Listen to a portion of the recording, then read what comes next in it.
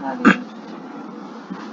Hola, mi nombre es Emiliano Torres Félix y soy estudiante de la carrera de Mecatrónica de la Universidad Tecnológica de Chetumal, en la cual voy a hablar sobre un tema sobre la termodinámica. Más en concreto, hablaré sobre el ciclo de Carnot. Para empezar a abordar ese tema, hay que tener en claro varios fundamentos para poder tener una mayor comprensión de este tema, ya que es complejo. Los gases pueden cambiar su volumen por un cambio de temperatura o de presión. A más temperatura, más volumen. Es por eso que los globos aerostáticos funcionan, ya que se infla el, el globo por toda esa temperatura que hay. Aumenta la presión. Los procesos isotérmicos. El proceso isotérmico recibe por una entrada el calor, aumentando el volumen y realizando el trabajo. Es por eso que se mantiene la temperatura de manera constante. Como se puede notar en la imagen, es una olla de presión cuyo calor se mantiene debido a que una entidad externa interviene calentándolo. En este caso es la estufa.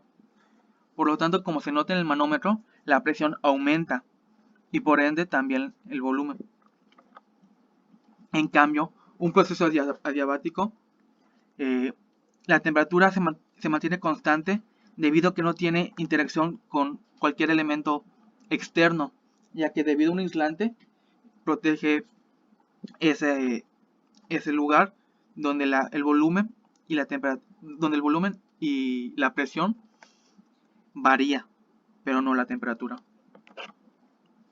Compresibilidad.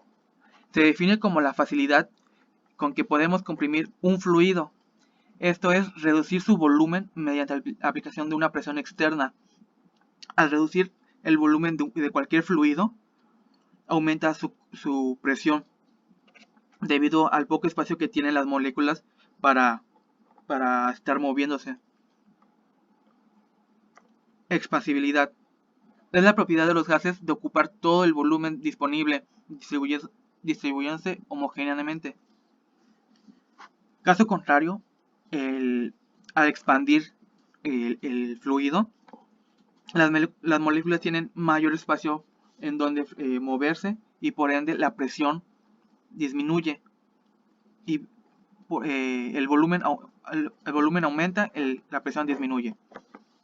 Entonces ya podemos abarcar el tema sobre el ciclo de Carnot, ya que este es un proceso cíclico reversible que se utiliza en un gas perfecto y que consta de dos transformaciones isotérmicas y dos adiabáticas.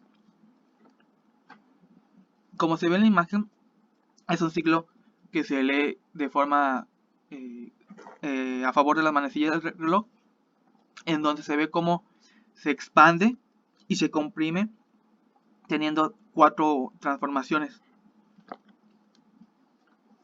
Las transformaciones son expansión isotérmica, que es la situación. En la situación inicial, el gas se encuentra en la máxima presión, mínimo volumen y la máxima temperatura dada por el foco caliente.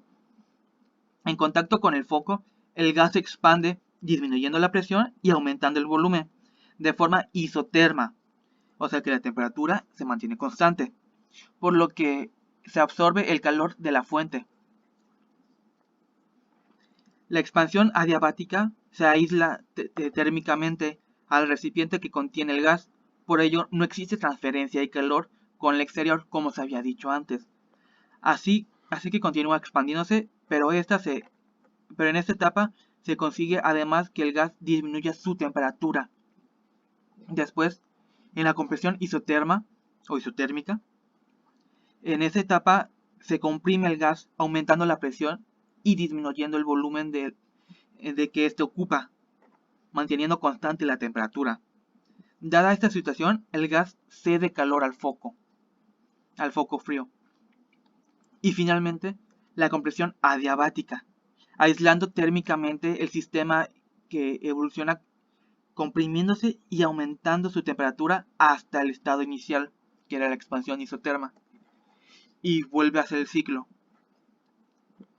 Eso se puede ver de un diagrama con una mayor facilidad, donde entra la temperatura en este caso en T2, entra el motor térmico, produce su trabajo y termina con un calor, una temperatura diferente, una temperatura más fría, ya que la máquina absorbe ese calor para usarlo como trabajo.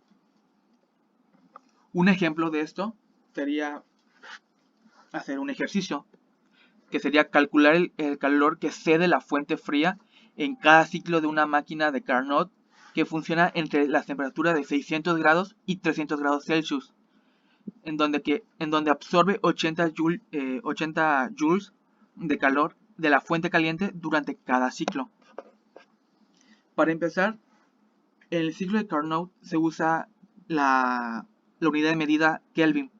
Por lo tanto, hay que transformar esos grados Celsius en Kelvin, que se lo sería sumar 273 más dicha temperatura, quedando en ese diagrama estos valores.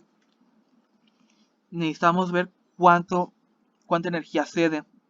Por lo tanto, la fórmula que se usa sería el calor inicial entre el calor final es igual que la temperatura final, la temperatura inicial entre la temperatura final. Al momento de reemplazar sustituir esos elementos, sería que 80 joules es igual a QR